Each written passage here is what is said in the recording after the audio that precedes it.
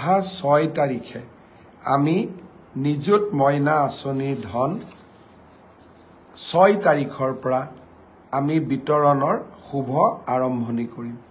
মই আজি পুনৰ দোহাৰিছোঁ যে অহা 6 তাৰিখে প্ৰত্যেকটো বিধানসভা সমষ্টিত অনুষ্ঠিত হ'বলগীয়া এখন সুন্দৰ সভাৰ মাজেৰে আমি নিযুত মইনা আঁচনিৰ শুভা আৰম্ভণি কৰিম। এই মাহত আমি সকলো ছাত্ৰীক একোখনকৈ ড্ৰাফট দিম আৰু অহা মাহৰ পৰা অৰ্থাৎ নৱেম্বৰ মাহৰ পৰা এই ধন ডিবিটি যোগে সকলো ছাত্ৰীৰ এই আঁচনিত যোগ্য বুলি বিবেচিত হোৱা প্ৰতিগৰাকী ছাত্ৰীৰ বেংক একাউণ্টলৈ আমি ট্ৰান্সফাৰ কৰিম।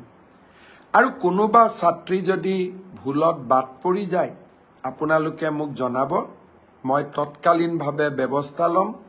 মই বিশ্বাস কৰোঁ যে উচ্চতৰ মাধ্যমিকত প্ৰথম বৰ্ষত নামভৰ্তি কৰা ছাত্ৰী, স্নাতক পৰ্যায়ত নামভৰ্তি কৰা প্ৰথম বৰ্ষৰ ছাত্ৰী আৰু বিশ্ববিদ্যালয়ত নামভৰ্তি কৰা প্ৰথম বিভাগৰ ছাত্ৰী সকলোৱে এই আঁচনিৰ হিতাধিকাৰী ৰূপে যোগ্য।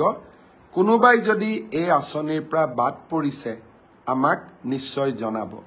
অৱশ্যে সেল্ফ ফাইনেন্স কোৰ্চত পঢ়া ছাত্ৰীসকল এই আঁচনি পোৱাৰ বাবে যোগ্য হ'বনে নাই তাৰ বিষয়ে শিক্ষা বিভাগত মন্থন চলি আছে।